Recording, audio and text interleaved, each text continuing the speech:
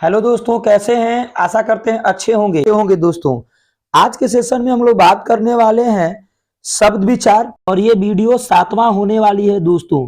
तो चलिए दोस्तों, वीडियो को स्टार्ट करते हैं। शब्द विचार, इन शब्द विचार दो प्रकार के होते हैं अर्थ के आधार पर। वीडियो को स्टार्ट करने से पहले दोस्तों आपसे एक छोटा सा रिक्वेस्ट करते हैं, अगर आप चैनल पर नए होंगे तो चैनल को जरूर सब्सक्राइब कर लीजिएगा। लेटेस्ट वीडियो देखने के लिए दोस्तों ऑल पर क्लिक कर लीजिएगा। आज हम लोग पढ़ने वाले हैं दोस्तों संरचना या बनावट के आधार पर शब्द का, है ना, भेद। यानी संरचना और बनावट के आधार पर हम लोग शब्दों का भेद पढ़ेंगे। तो चलिए हम लोग वीडियो को स्टार्ट करते हैं। हम लोग अगले वाला में पढ़े थे दोस्तों अर्थ के आधार पर शब्द का भेद, जैसे सार्थक शब्द, निरर्थक शब्द के बारे में हम लोग पार्ट 1 वाला वीडियो में पढ़ चुके हैं शब्द विचार में। अब हम लोग दूसरा को समझने का प्रयास करते हैं। तो चलिए दोस्तों वीडियो को स्टार्ट करते हैं, वीडियो अच्छे से समझिएगा। तो चलिए दोस्तों यहाँ पर देखिए, संरचना बनावट के आधार पर शब्द का भेद। संरचना बनावट के आधार पर शब्द का भेद जो होता है दोस्तों, संरचना या बनावट के आधार पर शब्द का जो भेद होता है वो कितने होते हैं? 3 होते हैं। यानी संरचना और संरचना के आधार पर या बनावट के आधार पर शब्दों का भेद कितने होते हैं दोस्तों? 3 होते हैं। पहला होता है रूढ़ शब्द, दूसरा होता है दोस्तों यौगिक शब्द, और तीसरा होता है दोस्तों योग रूढ़ शब्द। यानी कहने का मतलब है कि रूढ़ शब्द, यौगिक शब्द, है ना, योग रूढ़ शब्द। तो पहला हम लोग समझने का प्रयास करेंगे। तो पहला समझते हैं दोस्तों रूढ़ शब्द क्या होता है, यानी रूढ़ शब्द किसे कहते हैं, रूढ़ शब्द किसे कहते हैं, रूढ़ शब्द से आप क्या समझते हैं, इसको समझने का प्रयास करते हैं। रूढ़ शब्द कौन होता है ये समझते हैं। ठीक है दोस्तों, कह रहा वैसा शब्द जो किसी विशेष अर्थ को प्रकट करते हैं, लेकिन अगर उनके अर्थ उनके टुकड़े कर दिए जाए तो निरर्थक हो जाते हैं। ऐसे शब्दों को रूढ़ शब्द कहते हैं। यानी कहने का मतलब है दोस्तों वैसे शब्द जो किसी विशेष अर्थ को प्रकट करते हैं, किसी विशेष अर्थ को प्रकट करते हैं, लेकिन अगर उन्हें टुकड़े कर दिए जाए तो वह निरर्थक हो जाते हैं। ऐसे शब्दों को रूढ़ शब्द कहते हैं। क्लियर होंगे? अब रूढ़ शब्द कहते हैं तो जैसे में दोस्तों क्या होगा, जैसे होगा जल। जल में 2 वर्ण से मिलकर बना है, ज और ल। अगर ज और ल को दोनों को दोस्तों अलग अलग कर दें तो फिर ज का कोई अर्थ नहीं हो जाता, ल का कोई अर्थ नहीं हो पाता। लेकिन जब दोनों का आपस में संयोग है, यानी जुड़े हुए हैं, तो इनका कोई ना कोई एक विशेष अर्थ होता है। जल का मतलब पानी के बारे में बता रहा है। यहां तक आप लोग उम्मीद करते हैं समझ रहे होंगे। दूसरा है दोस्तों कल। कल बीता हुआ कल और आने वाला भी कल हो सकता है। यानी कहता है क और ल को मिला दिया तो बन गया कल। इसका मतलब है कि जो कल है, क और ल, क और दो व्यंजनों वर्णों को मिलने से कल बना। इसका मतलब है कि यह कोई विशेष अर्थ लेकर आया। यानी कल क्या है दोस्तों? कल कोई ना कोई एक विशेष वर्ण है। क्लियर? उसी तरह से जप, ज को अलग करें और प को अलग करें तो इसका कोई अर्थ नहीं हो जाता दोस्तों। लेकिन जब दोनों का संयोग करें तो जप हो जाता है, जिसका अर्थ होता है जपना या किसी को पुकारना। क्लियर? यहां तक आप उम्मीद करते हैं दोस्तों अच्छे से समझ गए होंगे, है ना, रूढ़ शब्द को। अब हम लोग समझने का प्रयास करते हैं यौगिक शब्द क्या होते हैं। ठीक है, यौगिक शब्द ध्यान से देखिएगा दोस्तों, वैसा शब्द जो किसी 2 सार्थक शब्दों के मेल से बनते हैं उसे यौगिक शब्द कहते हैं, है ना। उसे क्या कहते हैं? यौगिक शब्द कहते हैं या कहलाते हैं। वैसा शब्द जो किसी 2 सार्थक शब्दों के मेल से बनते हैं उसे यौगिक शब्द कहलाते हैं या कहते हैं दोस्तों। जैसे में क्या होगा, जैसे में स्वदेश। स्वदेश का मतलब दोस्तों क्या होता है, यानी स्वदेश को अगर आप विखंडित करते हैं तो हो जाएगा पहला स्व और दूसरा हो जाएगा देश दोस्तों देश। यानी स्व का मतलब अपना और देश का मतलब जो हम जहां पर रहते हैं, जिस देश में रहते हैं, यानी स्वदेश दोनों को आपस में मिला है तो स्वदेश बना। स्वदेश का मतलब अपना देश। क्लियर यहां तक? अब उसी तरह से यहां पर दोस्तों है दूसरा करा देवालय। देव प्लस आलय। देव का मतलब दोस्तों क्या होता है अर्थ? देव का मतलब भगवान और आलय का मतलब दोस्तों क्या होता है? आलय का मतलब होता है घर। जहां भगवानों का घर हो उसे कहते हैं देवालय। क्या बोलते हैं दोस्तों? देवालय। क्लियर है? यहां तक यौगिक शब्द को समझ गए होंगे अच्छे से। फिर से समझिएगा दोस्तों, रविंद्र का है, रवि प्लस इंद्र, मतलब जो रवि है दोस्तों, रवि का मतलब सूर्य भगवान है ना, दिनकर दिवाकर है ना दोस्तों, ये रवि होता है भानु, यानी सूर्य का ही प्रवाची होता है। तो रवि प्लस इंद्र, रवि मतलब सूर्य और इंद्र मतलब भगवान, जो सूर्यों का भगवान हो उसे क्या कहते हैं दोस्तों? रविंद्र कहते हैं। क्या कहते हैं? रविंद्र कहते हैं। उसी तरह से विद्यालय, विद्या प्लस आलय, विद्या प्लस आलय, यानी विद्या का मतलब सरस्वती है ना, और आलय का मतलब घर। जहां विद्या का घर हो उसे क्या कहते हैं दोस्तों? विद्यालय कहते हैं। उम्मीद करते हैं दोस्तों यहां तक मेरी बात को समझ गए होंगे। यौगिक किसे कहते हैं? वैसा शब्द जो किसी सार्थक शब्दों के मेल से बने हो, वैसे शब्दों को यौगिक शब्द कहते हैं। कोई ना कोई, देखिए दोस्तों, देव का कोई ना कोई एक अपना अर्थ है। सार्थक, सार्थक का मतलब कोई ना कोई अपना अर्थ है। आलय का मतलब घर, अपना ये भी अर्थ रखा है। क्लियर? जब दोनों का संयोग किए तो देवालय बना, और देवालय का मतलब होता है देवताओं का घर, ये भी तो सार्थक ही है। क्लियर? उसी तरह से विद्यालय, उसी तरह से रविंद्र, उसी तरह से स्वदेश। क्लियर? अब यहां पर देखिएगा दोस्तों, कह रहा है कि संधि में हमेशा यौगिक शब्द होते हैं। अगर आपसे कोई क्वेश्चन पूछे कि संधि में हमेशा कौन से शब्द होते हैं दोस्तों, तो हमेशा वहां पर यौगिक शब्द होता है। इसे याद जरूर रखिएगा, अच्छे से अचीव भी रखिएगा। ध्यान से देखिए दोस्तों, ये जो है रूढ़ शब्द जो होता है ना, जल, यहाँ पर जल प्लस ज और ल, दो वर्ण को आपस में मिलने से बना, लेकिन टूटने के बाद गया और विकार हो जाने के बाद क्या इनका कोई अर्थ हो पा रहा है? नहीं हो पा रहा है ना।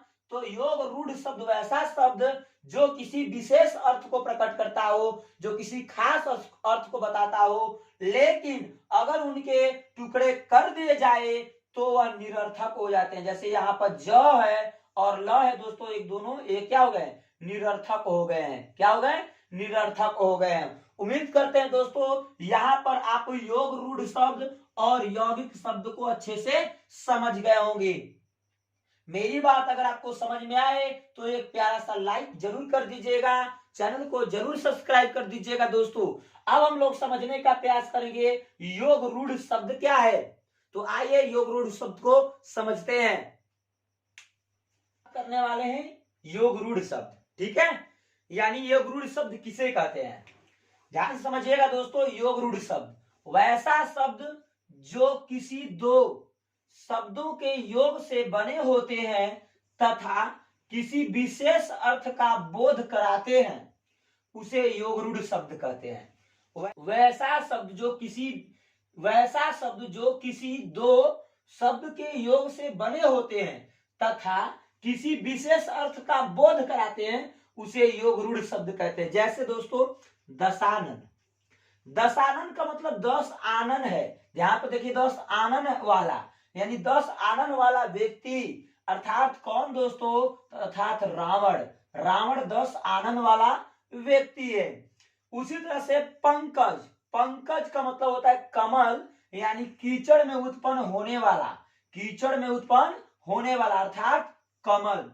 यानी योग रूढ़ शब्द में कोई विशेष शब्द जो होता है दोस्तों प्रधान होता है, कोई विशेष शब्द होता है। यहां पर समझने का प्रयास कीजिएगा दोस्तों, योग रूढ़ शब्द हमेशा बहुब्रीहि समास में होता है। अर्थात कहने का मतलब कि बहुब्रीहि जो समास होता है दोस्तों, वह हमेशा योग रूढ़ शब्द के अंतर्गत आता है।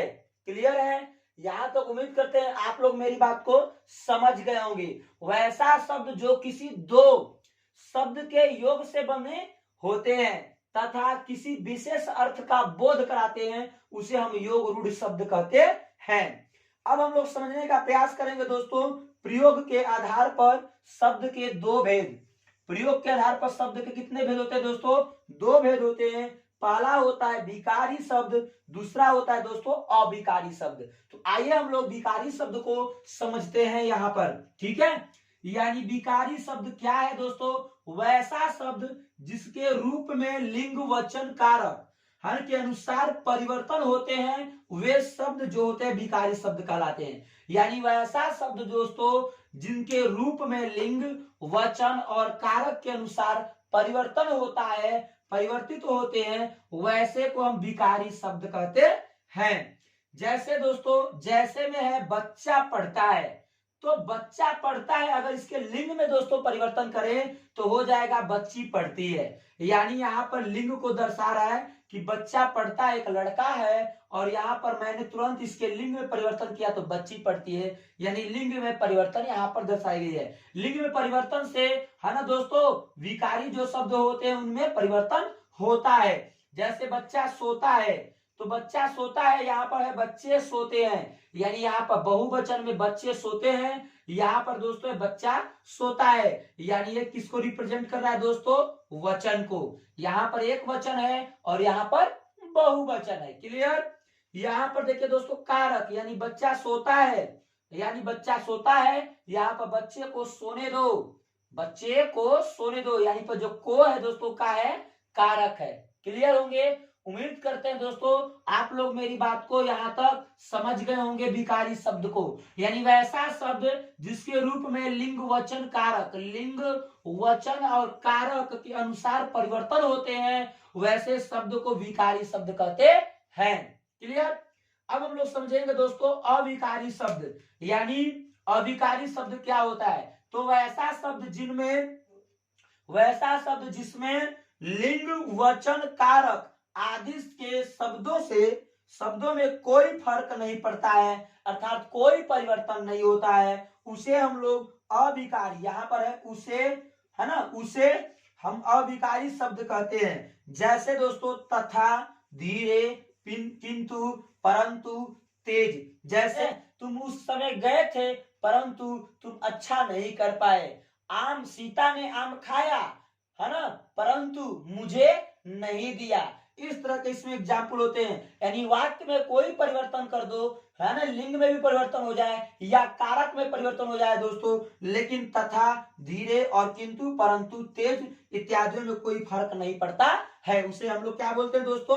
विकारी शब्द बोलते हैं। यानी वैसा शब्द जिसमें लिंग, वचन, कारक आदि के शब्दों में कोई फर्क नहीं पड़ता है, उसे हम अविकारी शब्द कहते हैं। जैसे तथा, धीरे, किंतु, परंतु, तेज, है ना, खरगोश तेज दौड़ता है, ठीक है, खरगोश तेज दौड़ता है।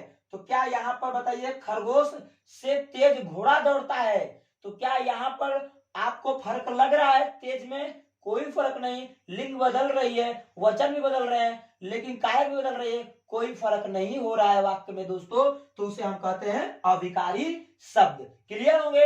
उम्मीद करते हैं दोस्तों आप लोग मेरी बात को अच्छे तरह से समझ रहे होंगे। अब हम लोग समझने का प्रयास करते हैं उत्पत्ति के आधार पर। तो देखिए दोस्तों हम लोग पढ़ने वाले हैं उत्पत्ति के आधार पर शब्द का भेद। तो देखिए दोस्तों शब्द का भेद जो होता है उत्पत्ति के आधार पर शब्द का दोस्तों भेद होता है, वो 4 प्रकार का होता है। कितने प्रकार के?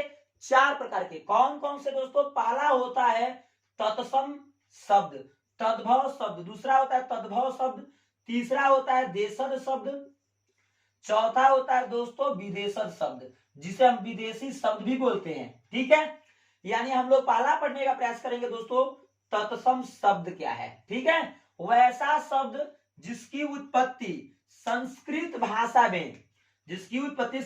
भाषा में हुई और वे हिंदी भाषा में बिना किसी परिवर्तन के प्रयोग में आने लगे, ऐसे शब्द को तत्सम शब्द कहते हैं।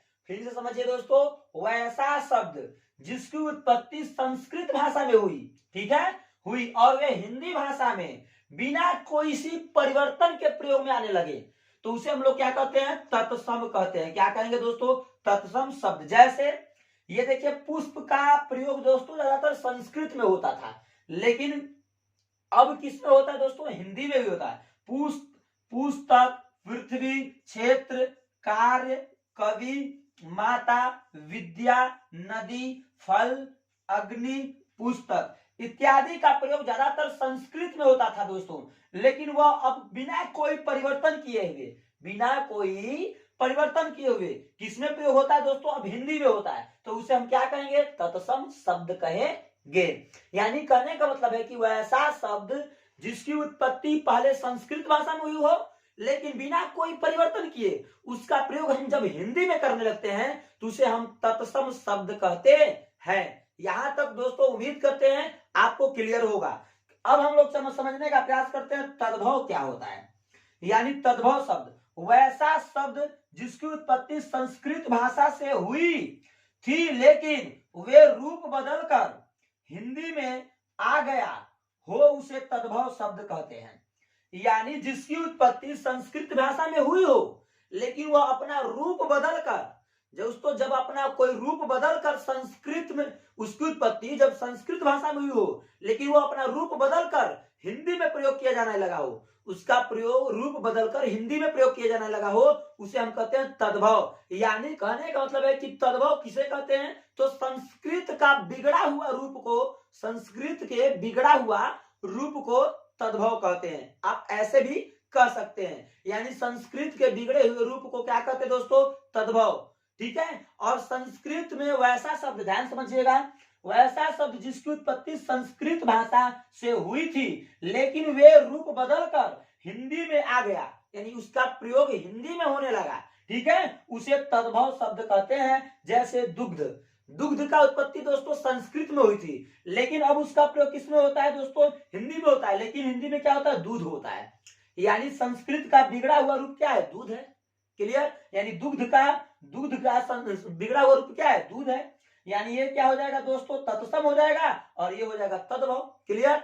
यानी ये अग्नि है, अग्नि क्या है दोस्तों, अग्नि क्या है बताइए, अग्नि यहाँ पर देख लीजिए, अग्नि है, अग्नि क्या है, तत्सम है, लेकिन उसका आग क्या है, तद्भव है। यानी कहने का मतलब है कि तत्सम का बिगड़ा हुआ जो रूप होगा, तत्सम का बिगड़ा हुआ जो रूप होगा दोस्तों वह तद्भव होगा। यहां तक उम्मीद करते हैं दोस्तों आपको क्लियर जरूर होगा।